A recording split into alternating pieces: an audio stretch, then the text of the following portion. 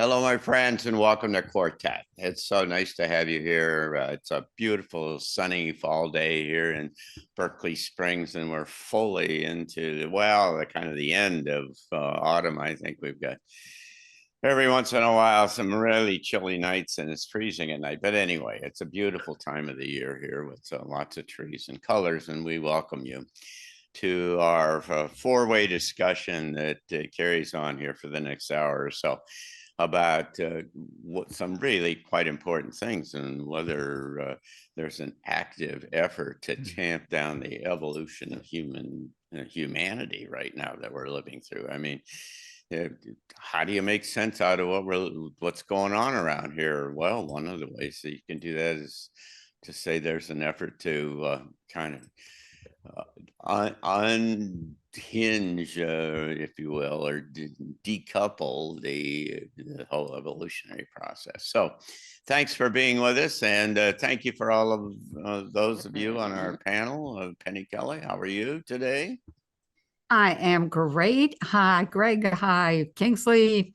It's good to be here. Hello to everybody out there. I hope you're enjoying the day. Yeah.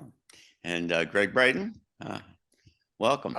Well, thank you, John. It's good to see everyone. I personally am beyond epic, and it is. You keep saying that every time. Yeah, well, we've had our first snow up in the high country here, so it's the cool, thin, crisp air of the high desert is where I'm coming to you from today. I'm excited about this conversation.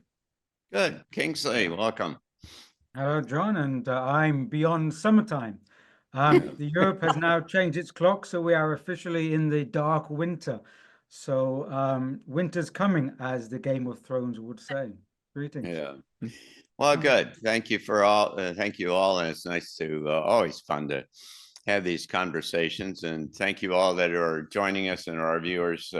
We get all kinds of good comments, and we'll talk about that here in a minute. But let's start by running around the table, seeing what you got and what you've been thinking about. Gregg, what's been on your mind? Wow, John, I've got so much. It's been a month since I've been with our group here. I'm just going to highlight a couple. I'm very concerned about the DoD Directive 5240.01 that was signed last week. That is authorizing use of U.S. military in civilian applications, supplementing the local law enforcement. I've read the portions that are concerning where they are saying it's possible that lethal force can be used in certain circumstances, and to the best of my knowledge, this has never happened in the history of our country. The fact that it is happening within 2 weeks of the election could be a coincidence, but to me, it sounds like they are maybe expecting or at least preparing for something during the election. There's a whole conversation we can have about that. Kind of along the same lines, the administration is pushing to allow non-citizens in the U.S. military. And I talked to some people about that, and they said, what's the big deal? Well, non-citizens would have much less of a problem using force against American citizens than people who were born and raised with the values that we all share here in America. I do think it's important. It's a big deal. And also the Move Vermont is pushing for non-citizens to be able to vote. In the past, it's always been U.S. citizens that have the right to vote in this country. So I'm very concerned about those three things kind of coming together in this next couple of weeks.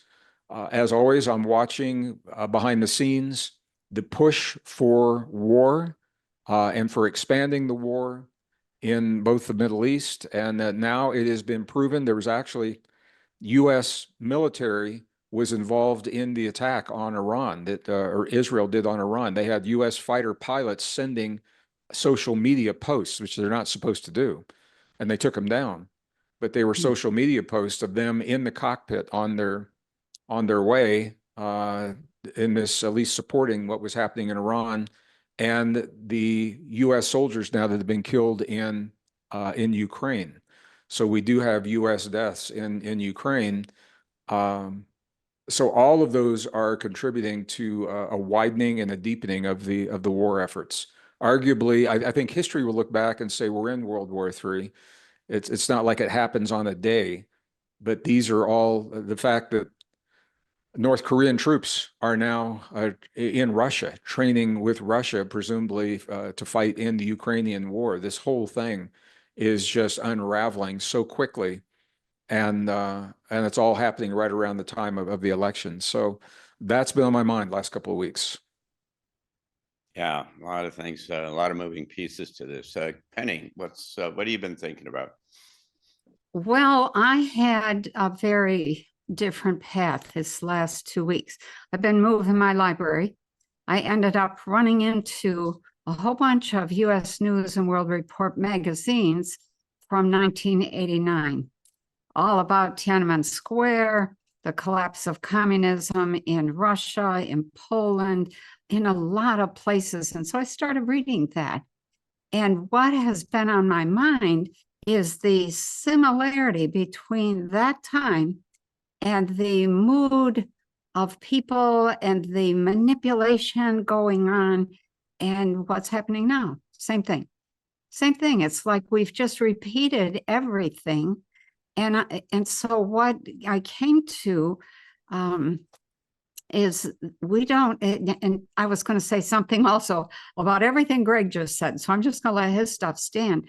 But in that whole thing with lethal force and the DOD declaration, and then the UN declarations, it just seems to me pretty obvious that we don't really have a United States of America anymore.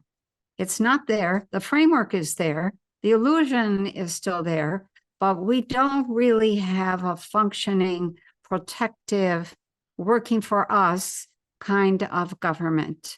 And that has made me very sad. And as I look at what happened, what went down in Germany, Poland, Azerbaijan, even just all of Turkey back in the day, it just struck me again and again that we are going through that same thing, and we are probably going to come down just like Russia did. Poland had a little different thing, Lech Walesa, and that whole solidarity movement came up. And I think I want to close with the thing that struck me was in Poland, Lech Walesa's solidarity movement, the government tried to co-opt them, and they said, no, thank you. We'll just come in and be in there with you, but we're not going to be part of you. We aren't taking money from you. We aren't taking direction from you. And I thought that's really what is needed. So all that's been churning. So that and financial stuff. Interesting idea. Yeah. Kingsley. Yeah. Well, I've been thinking about gameplay, because there's so many parts in movement, and about how the game is being played, and so are we. And I think we've talked about this before. And I think I don't know if I mentioned it here, but I've been looking at in the past this computer simulation called the Sentient World Simulation. And it's been based out for the last 20 odd years, since 2002, 2003. It's been publicly announced at Purdue University in the US. They have this supercomputer, and they've put in a node for 62 nations. They've put in nodes for every man and woman child on the planet, 8 billion nodes. They're putting a node for each institution, financial, military, industrial, etc. So it's like a second Earth, they call it. And what they do is that they gameplay scenarios. So if they want to go to war in this country, they simulate a war and what variables get changed in how it all connects.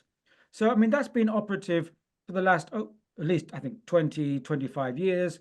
In fact, the US Department of Defense opened it to the top 500 Forbes US companies so they could gameplay industrial strategies to get upper hand over other industrial companies. So that's all been known, and you can find out about it. And because I was thinking about this, I went back to look at it recently, just in the last few days. And interestingly, it's really interesting what they say on their website, because just to kind of quote it, if I can, it says that the Purdue University, they call it the synthetic environment for analysis and simulations. They say that the sentient world simulation is currently being used by the US Department of Homeland Security and the US Department of Defense to simulate crises on the US mainland. Ooh. So, you know, other game plans are being simulated, crisis on the US homeland. So that's interesting. Another game in play, of course, is BRICS. And BRICS had the huge meeting in Kazan recently. I think the largest BRICS meeting to date, which I don't know about in America, but in the UK, and that it was not really touched upon at all in kind of news outlets. And you had a very cheeky photo of Putin holding the BRICS monetary kind of like the new BRICS dollar, as if, I mean, of course, they're not going to use paper money, but they're given a signal by saying we are creating a new currency amongst the BRICS. And I know that there's another multipolar gameplay in operation as perhaps the new solution to the kind of unilateral unipolar empire crisis in the West at the moment.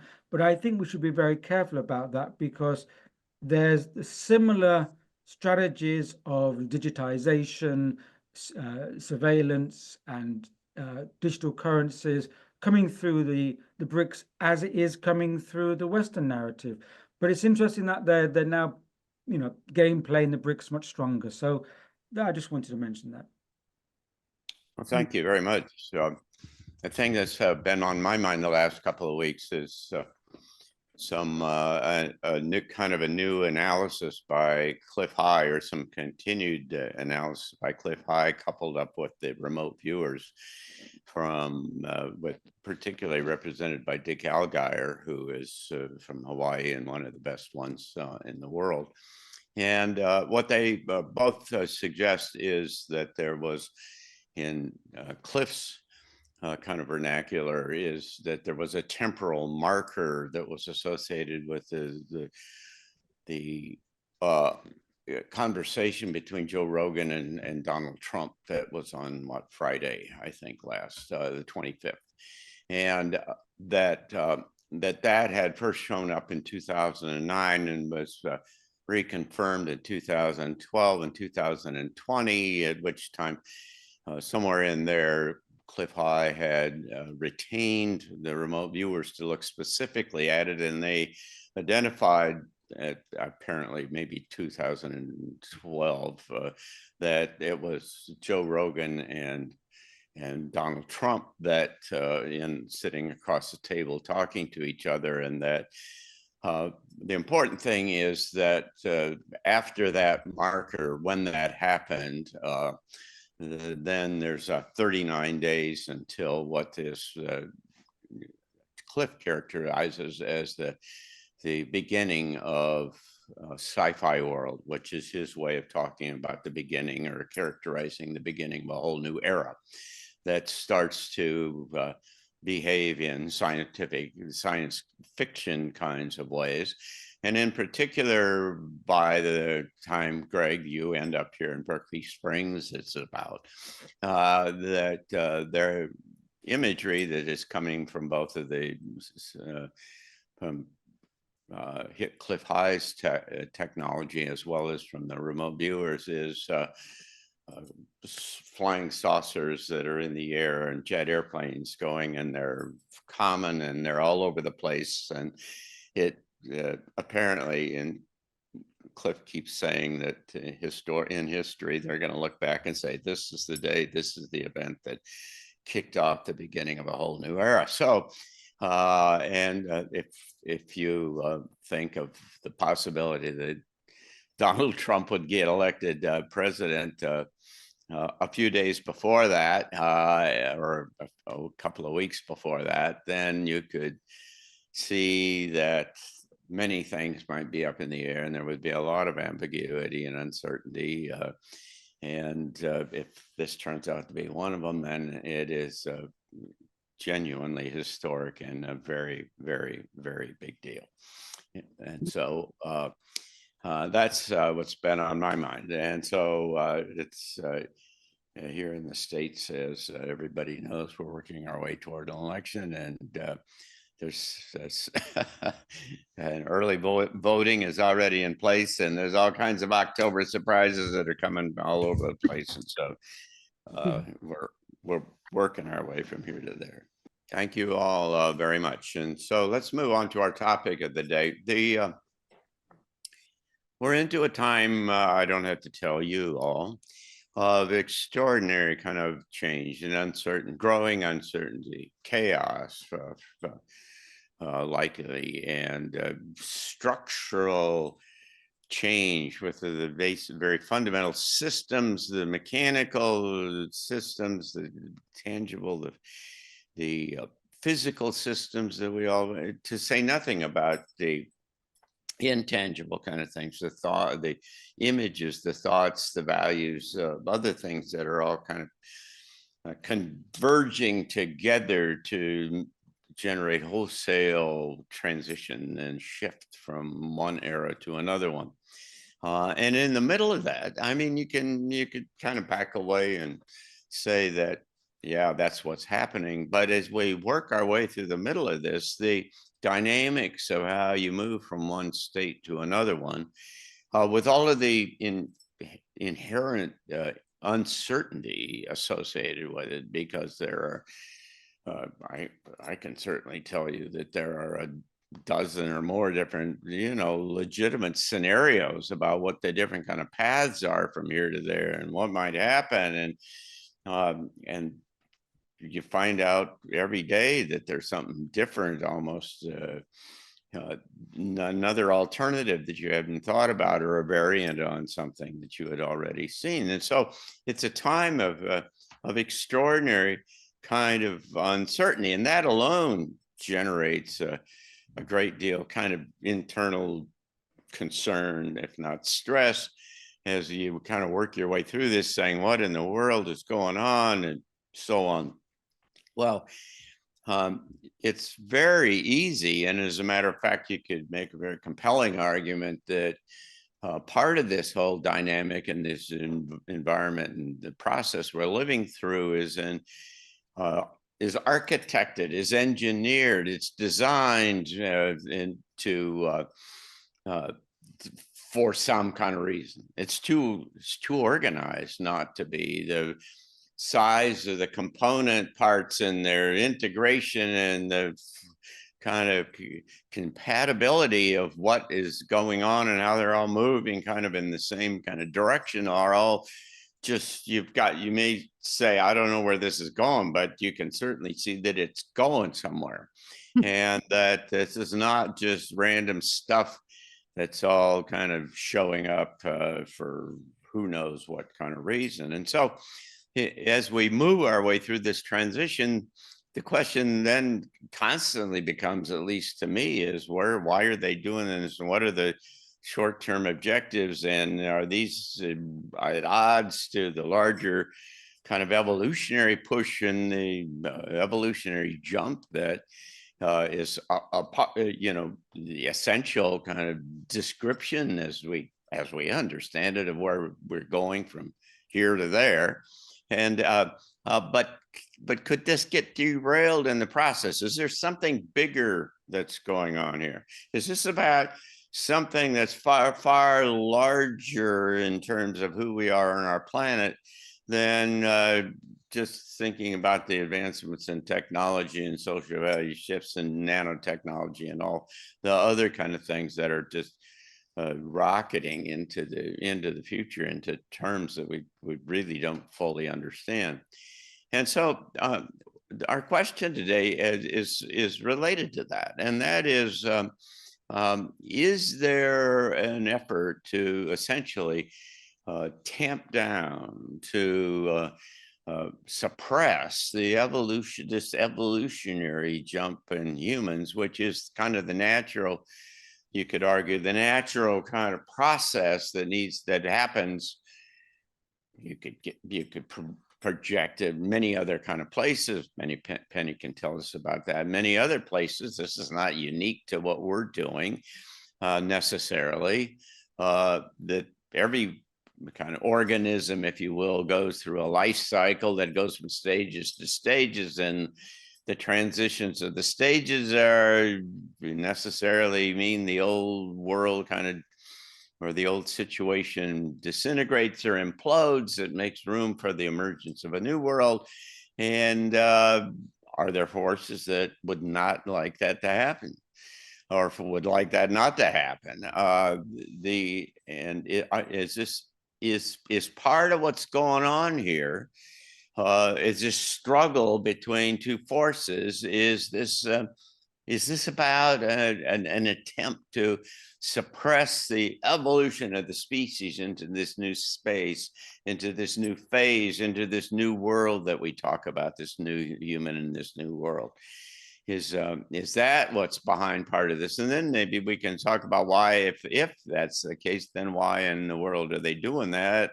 And what are some of the other issues that related to all of that? So maybe we can start with you, Gregg, and see what you had to say about that. Well, John, thank you for setting it up so beautifully. And I think this may be one of the most important questions that we've addressed here from my perspective in Quartet. The answer is yes to everything you said. And from my perspective as a systems thinker, we need to step back and take a look at the big picture. So let me just lay this out, and then we'll tie into the answer.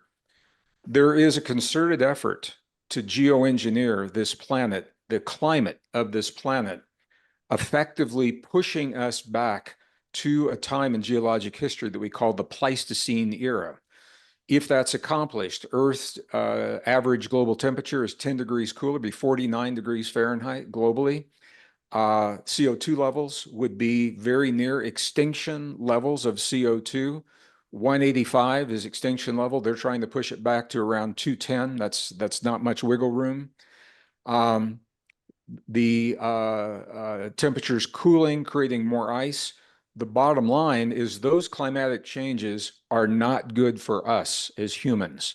All right, so that's one piece. There's a concerted effort to engage the major military powers of the world in conflict, effectively doing away. We are depleting our ability to fight by doing that. When we engage in those wars, we deplete munitions, we deplete the number of humans that are available to fight. Some of the weapons may actually deplete entire populations. That's not good for us as humans. Don't put that on the side. Now there is a concerted effort to break the social bonds that have held nations and societies and communities and families together effectively, using fifth generation warfare, psychological warfare, warfare through media that is effective. And the net effect of that is that we are breaking the cohesiveness of entire nations, making them vulnerable to other agendas and other ideas. It's not good for us. Now we come down to the question, there's a concerted effort to replace our humanness, our biology, with synthetics and with technology. When we do that, John, we are veiling our innate ability to communicate with fields of information and energy through the fractal antenna of DNA and cell membranes. And that term, fractal antenna, is a term that's being used through, it was published in IEEE, the engineering journals, not biology. These are computer engineers that are saying the human body is a resonant antenna, multiple resonant antenna. When we replace our humanness with AI, with computer chips, with synthetic chemicals in the blood to replace our immune response, for example, what we're doing is we're veiling our capacity to access the information that allows us to be the best version of ourselves, to develop to our greatest potential. That's not good for us. So we are in the midst of multiple simultaneous concerted efforts to remake the planet, our society, and our bodies in ways that are not good for us. It appears to be intentional because they are happening all at the same time, and they're happening with such precision, such accuracy, and such a degree of success. It appears to be beyond anything that is spontaneous and random. So the answer to your question is yes, there is a concerted effort to do that. When that happens, we become vulnerable as individuals. We lose free will. We lose our capacity as humans for the very things that we value and cherish, like empathy, sympathy, compassion, love, understanding, forgiveness. Those are human qualities that AI and synthetics cannot replicate. And when we lose our access to the place in the field where that lives, it's called our divinity. When we lose access to our divinity, we're still walking and breathing. We become a very, very different form of life, much more susceptible to manipulation. And I'll stop there because I think that is the answer to what you're asking. All of these conditions are now setting us up for something that is not good for us. So then the question becomes, who is it good for? Maybe we'll get to that later in the conversation. Yeah, we'll circle back and do that. Thank you very much. Nicely said. Penny, what do you think? Oh my. So, well, I think all those same things that Gregg just said. But I would add a couple of things. The things that I have focused on have been the suppression of our freedom of speech, all the censorship. Language creates form. It shapes plasma.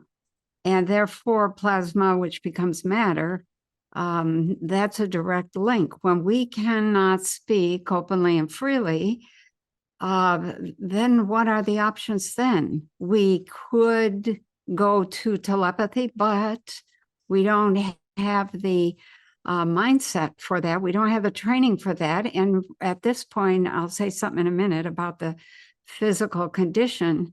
Has to be a certain way for telepathy to work.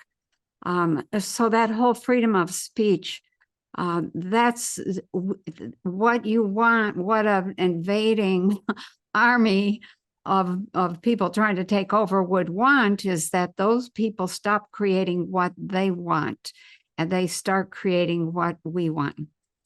So, and you do it to yourself. When you can't speak, then you're doing it to yourself. You're actually imprisoning yourself. The amount of human trafficking and sex trafficking and the selling of humans, that's not just between the East Coast and the West Coast or between Ukraine and other places. That's actually interplanetary. It's going on. It has been going on for a long time. We can barely get our minds around the idea that they're kidnapping kids and women and little boys, etc., for all sorts of nefarious purposes. If we can't get our mind around that, how are we going to get our minds around the fact that we're being sold off planet as these unique specimens that are very tasty, and that we have this really amazing DNA? So another thing has been the infantilization of people. Infantilization is a process that nobody ever talks about except those of us in education. And so what Dr. Georgi Lozanov from Bulgaria laid out in his work was that for someone to learn something, they had to go back to a moment of infant consciousness in which they're totally open. And when they open, you drop the nickel in the slot. They have, they have this aha, or this change that occurs. And so what has happened is the infantilization has become more and more pervasive, and less of a return to using good information. Nobody's dropping in good or useful information. And when part of that education process is designed to make sure that people cannot survive on their own, that they've lost all their skills, and they've lost what are called top immune resistance capacities, then the lethal stress will take them out, and they don't know how to survive in the first place, and they just give up and go. Another thing that is happening is entrapment. A culture of entrapment is one in which I'll say it this way, you get caught doing something, you get made fun of, you get ridiculed, whatever. From that point forward, now your attention is, how do I avoid the trap? How do I avoid that criticism or that, that ridicule or that punishment? And so when you're focused on that, you're not focused on expanding. The expansion of consciousness shuts right down. So, and that entrapment has been going on for a long time. The next thing that has happened is, and this is with the advent of actually radio and then television, and now the internet, people are no longer listening inside. They're listening outside. They are looking for the dopamine hit. What will make them feel like they're important or good? That loss of ability to listen inside takes us away from what Gregg calls our divinity. That divine nature is able to tap into fields of information in the entire cosmos. When we can't do that, we really lose something absolutely major. And the last thing I'll say is that when you have, let me save that. Okay, so I'm going to stop there for the moment, but I have more to say later. I want to hear what Kingsley. All right, well, we'll come and circle back. There's a number of things we need to catch here. So Kingsley? Thank you, John, and thank you, Penny and Greg. And it does seem like we're on a similar page here, because I'm going to say things similar to what you've said and what Greg said. John, I mean, yeah, you're right. This is a fundamental question. And if you actually look at some of the dots and put them together, then, any sensible conclusion cannot be otherwise. But of course, although we're going to mention all these interventions, I do want to point out that actually it does have a positive aspect to it, because if there wasn't so much focus and attention to block the human being, it's because they know the human being has such potential. They are throwing everything at us, including the kitchen sink. So it's a sign that actually they are worried. In fact, they could be desperate about the potential for human evolution. So I think we have to recognize that first. But what I would say is that there seems to be specific targeting through these interventions. And I think we've already been mentioned. One is our contextual environment on this planet. And the second one is the human body, because they both go together fundamentally. Now, of course, all organic creatures on this planet all share an asymmetric brain.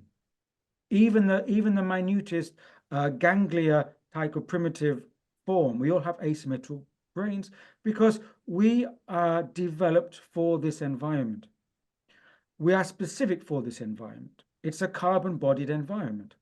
Of course, if you want to go into someone else's terrain and invade them, the first thing the invading force has to do is to change the environment to make it more amenable for the invading force. So it's discomfort, and you disorientate the species in its home environment. And that's exactly been what's going on. So, what I say is that what we're seeing is a form of terraforming. Terraforming literally means earth shaping. And there's been an attempt to reshape the earth environment so it's not conducive to human beings as the dominant species. Okay, because it's a carbon environment for a asymmetrical carbon-bodied human species and other biological species. So what's been happening is a terraforming into a technological environment. I know that Gregg mentioned the kind of the formation into a climatic environment. I'd like to focus on the technological side, because I think the technology, while technology can and should be a beneficial use, it's been hijacked. It's been hijacked to reform this planet. And we've talked about this before, how I mean, as a thought experiment, if we had a kind of an alien tourist visitor passing the planet, not one that's familiar with the planet, okay? An alien tourist looking down, the first thing they would see, of course, is the thousands and thousands of satellites engulfing the planet. And when they got through this clutter of satellites, they would see all these, telecommunications and all this infrastructure of tech ecosystem. So, of course, they would come to the conclusion that the dominant species, because of this environment, has to be some form of AI machinic species, because it wouldn't seem like it's amenable to the human species. So, of course, we've been, it's amenable to a more machinic, left-brained type of species, not an integral-brained human species. And so, and I think part of that is to take the human being out of their body. And that's why we get things like the metaverse and the digital and virtual worlds. There's this, and then we get the narrative that the human body is weak. The human body, the saying, is not adequate for the future. Not adequate for the future that they're portraying to us as a narrative future. That's why they're saying we have to merge with machines to be adequate for the future. Of course, that's their programming, by making us feel the body is weak and the body has to die, but it shouldn't die. It needs augmenting, etc. What it's doing, of course, is cutting the body off from its natural environment, because it's receptive to, the fields of consciousness. It's receptive to the radiation which comes into the earth from the solar system, which is all part of the, this kind of feedback mechanism which the human body is used to. But also there's the Solari report, for example, referred to what's going on as the great poisoning, because the body is being targeted through food poisoning. And we know that because of the bioengineered food that's been thrown upon us recently, the fluoride in the water, the forever chemicals in our soils. And in fact, a part of this report, it said that a survey in the US was done in 2022. And of all those participants of the survey, 80% of all participants had herbicides residue in their urine, and a specific herbicide that is still debated whether it's carcinogenic or not. So, of course, all this stuff is infiltrating us. But also, not only the human body exists in a social body. Of course, we exist with our social bonds, our relationships, our social alliances. And of course, that's been targeted specifically in the more recent years. We know that identity divisions, sexual divisions, racial divisions, national divisions have all polarized and split apart these social alliances. And of course, you take a person outside of those social alliances, they become disempowered, they feel vulnerable, which is why they need to outsource to external authorities. So although we have all these telecommunications, you could say, we've never been lonelier before as a species, if you are embedded in those techno communications. So I do feel that all these things, the social bonds, the body as a site of attack, and our environment being terraformed, does show you that there is an attempt to hold back the human species from its natural sovereign evolution. But that reminds me, of course, of the story of King Canute, the story where King Canute, the story we're told is that he tried to hold back the tide and not let it come. But the actual story is that he was quite, he had humility, and he tried to show to the people that the king cannot control the sovereign order. He put his throne on the beach, and he sat on his throne and he said, I'm going to try and hold the tide back. And when the tide came in and wet his feet, he turned around and said to his courtiers, look, I'm a king, but I don't have the power over natural forces. And I think that's a similar situation here.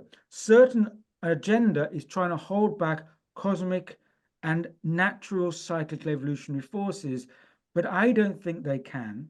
And I think that's why ultimately we're going to be on the winning side, because we are attuned and connected to a natural environment which is ultimately going to come through despite all the blockages and dissonance. So I think we're kind of in agreement so far on that.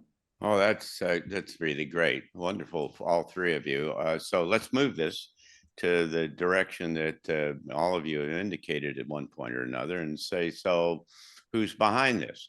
What is the reason why this is going this direction? What is the objective that it's going, what's the effort? They're trying to stop something, right? So what is that?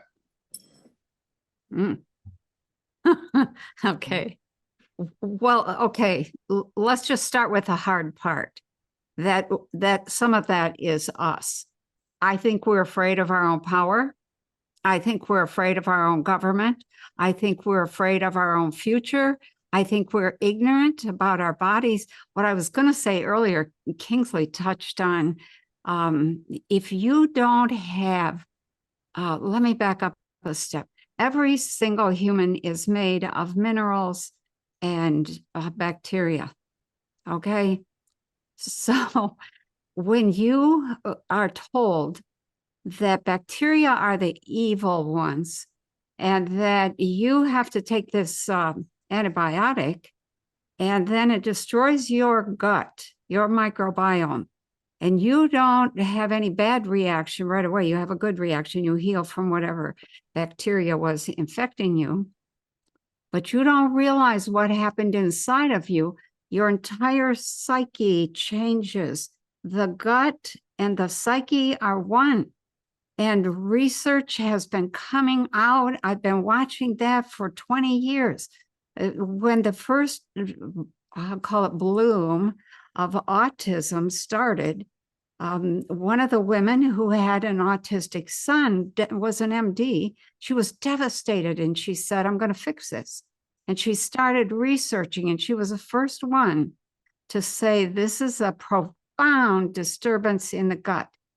That just ties into the ancient warning, which says death begins in the gut. Death begins in the colon. And that's true. And so now we have research that's coming out that's absolutely wonderful. And where a single microbe will change your entire psyche, your entire body, the way you look, the way you feel, the way you act. So, so we're our own worst enemy at this point. So I'll stop. It's all our fault, huh? Yeah. No, it's not all our fault, but we're, we're going to start with the hard part. Okay. Okay. No, let's hear what. Yeah, go ahead, Gregg or Kingsley. John, it may not even be fair to begin this answer so close to the end of this conversation, but you've asked and I will continue from a systems perspective and from evidence. This is one of those places. To answer the question, we've got to cross the traditional boundaries that have separated science, the compartmentalized sciences of the past, as well as the cultural history, the archaeological history of our past. We are in the big picture, overarching picture. We are in a fundamental battle between what we call good and evil. We perceive that as light and dark, or maybe it's the other way around, light and dark that we perceive as good and evil. I agree with Kingsley. I think we prevail. It's no accident when the Dead Sea Scrolls were discovered, 1945, 46. It was in the first cave, the first vase, the first scroll. The war scroll is what it was called. 19 columns identify this battle as a battle between what they called 2,000 years ago. They called the sons of darkness and the sons of light. And of course, that means male and female. They weren't talking about gender back then. They identify the battles that will play out. And this is why the church didn't want that information, they prevented that information from being made public for 45 years until 1991. And I was a member of the Biblical Archaeology Society with Herschel Shanks is the man that actually freed that information. And the bottom line is that there are 7 battles that will unfold. The 7th battle is the battle where the sons of light prevail, but they don't do it alone.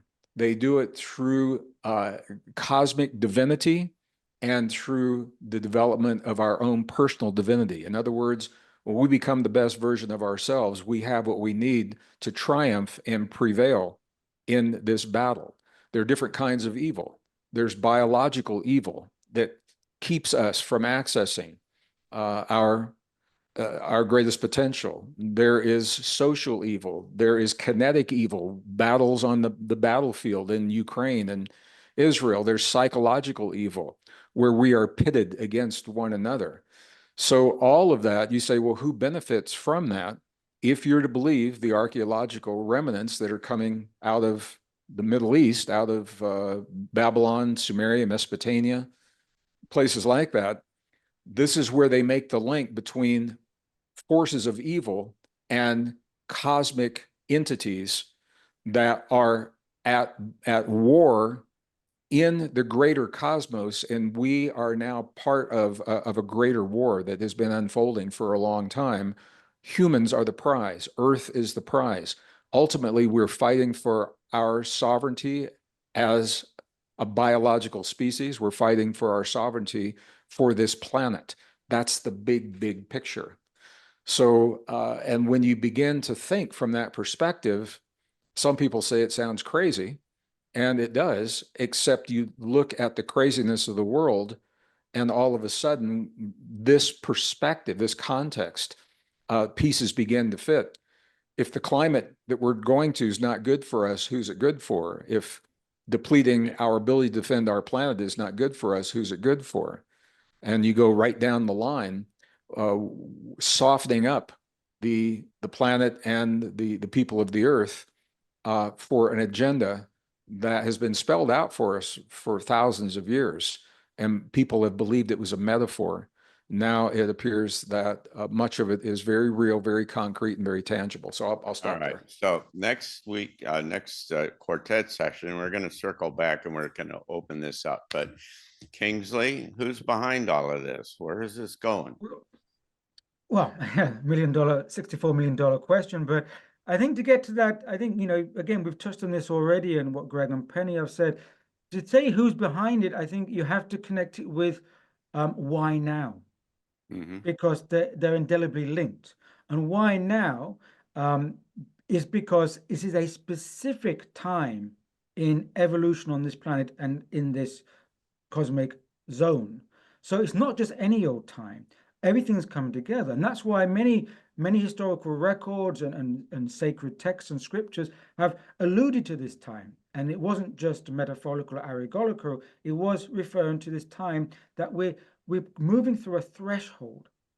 So you can call it a specific time in the cosmic calendar. We're moving through a threshold. So it's very important to go past this threshold.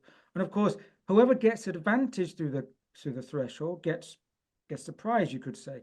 Now, I think that there's different levels. My sense, my understanding is, or my perception is different levels working in this, from way down below until higher up, from micro to macro.